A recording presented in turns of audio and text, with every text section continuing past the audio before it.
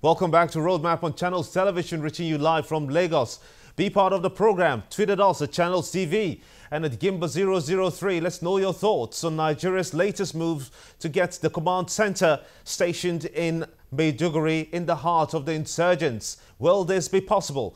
Our guest is still here with us, Captain Aliu Umar, who sheds more light on the way forward on this.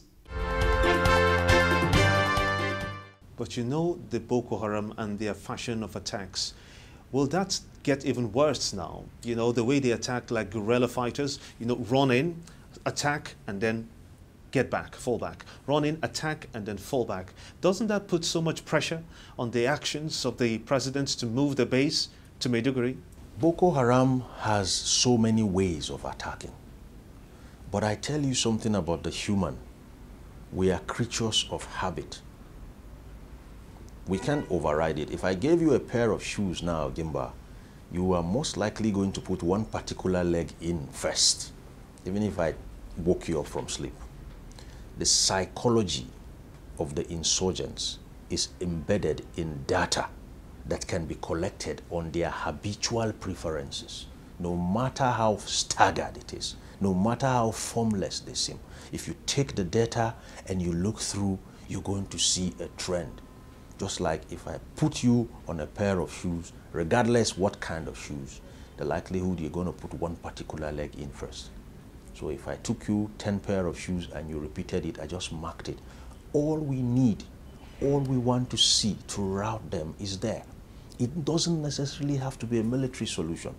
Psychologists abound. Parapsychologists abound. You have different kinds of statisticians abound.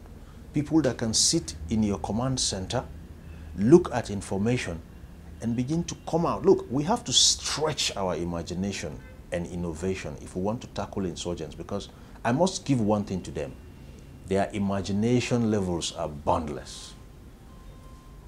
Their imagination levels are boundless. They are highly very imaginative. You actually think they're going to come this way. They come out that way. But then how do you counter that? Metacognition. If I decided to sit in my house today and enter an insurgent's head and did it long enough, I'll begin to think like him. If I wanted to enter your life and I place surveillance on you for 30 days, I know what you like to wear, I know where you like to go, I know what you like to eat, I know your friends, and I start pretending to be you, over time, I'll begin to see the world through your eyes. So you can see that it's an intellectual thing. You must have the right capacity of people to sit down and enter into the mind of an average insurgent. What do you expect now that we've seen the president meeting with other neighboring heads of state in Niger, in Chad, for example, to try to find a way out of this problem that is not only affecting Nigeria, but other neighboring countries in Nigeria's north? What do you expect will be the best, results to get from this? I am confident that the president can get our neighboring countries to cooperate. He has two leverages to build on. One are his antecedents. While he was GOC 3 Mechanized Division, we had some Chadian crisis in the 80s, and they were able to actually do some military operations along that axis with our Air Force and the Army. And other than that, he has this personality of being someone who is very, very principled, who is very straightforward. And I know the region's presidents will actually begin to see themselves of having to do something with a man who can be taken for his word. From the first declaration of our state of emergency up to when it was extended the elections were extended for 6 weeks, you could see that the political relationship across our borders was woozy. 1 minute negotiations for a ceasefire, that went awry. 1 minute, one country was taking 500 or so of our soldiers for crossing into their borders, and well, The next minute, they were crossing into ours to come and put out some, you know, nothing was, things were pulverized. People were just acting on spurs of the moment. People were acting on what I call uninformed basis. The moment you can have a command center, you streamline intelligence, you streamline information. The command centers can even work in tandem with their colleagues from across the border. They can also have their own command centers. We exchange information. And this will challenge us to go out for those management information system options that can actually deliver the successes of the command center. A command center, a war room, gives you an absent presence on the battlefield.